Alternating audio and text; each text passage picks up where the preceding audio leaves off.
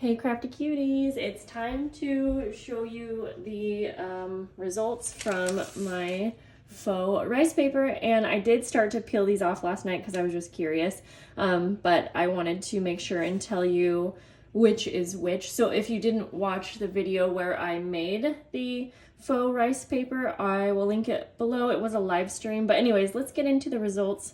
So this is the one that was on parchment paper, and a few people said that it wouldn't work and some people said that it would. I did make sure to scrunch up the edge here, and I think that's what helped me because this one did end up working. However, I don't know if I added too much glue because you're going to see, I'll try to get it to the camera a bit closer. I'm really happy with how it turned out though. Let's see. So you will see that there are some more opaque areas. I don't mind that because I feel like it just kind of gives the whole piece some interest, but next time I will try to add less glue because I really do prefer the areas that are more translucent. But here is what the back looks like, and it could have been that the mixtures of glue that I used could have been a part of the reason why it looks like that. I'm not sure because I don't think the others do, but yes, it's really such a fun texture and I love it. I definitely like the feeling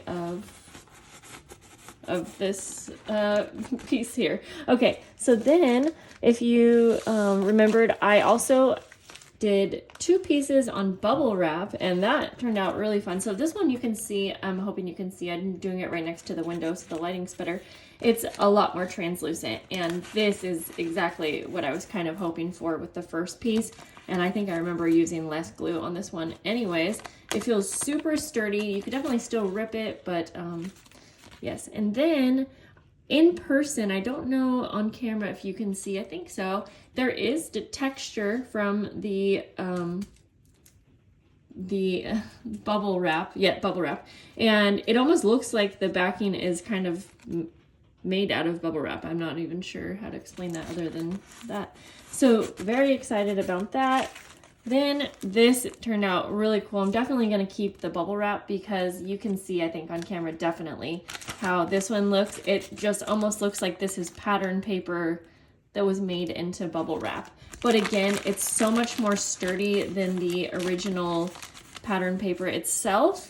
So this is the back, and it's definitely more textured. You can feel it in person, and I think you can see that.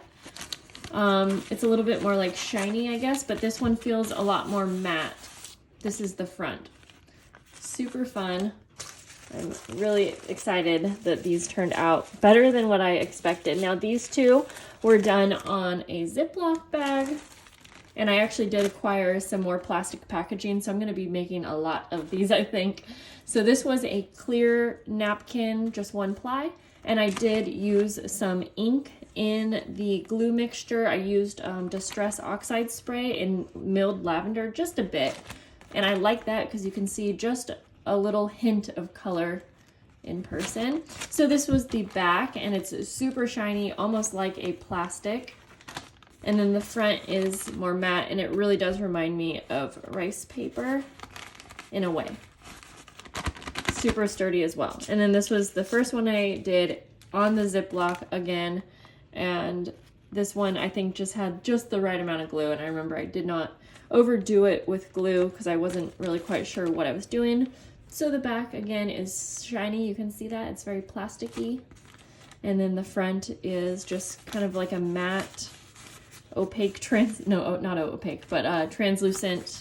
kind of look to it. So this was super fun. I'm glad that we got to experiment together, and I can't wait to make some more of these pieces because I think they're going to be so fun to use. I don't know, just as tags, pages and journals, journal covers.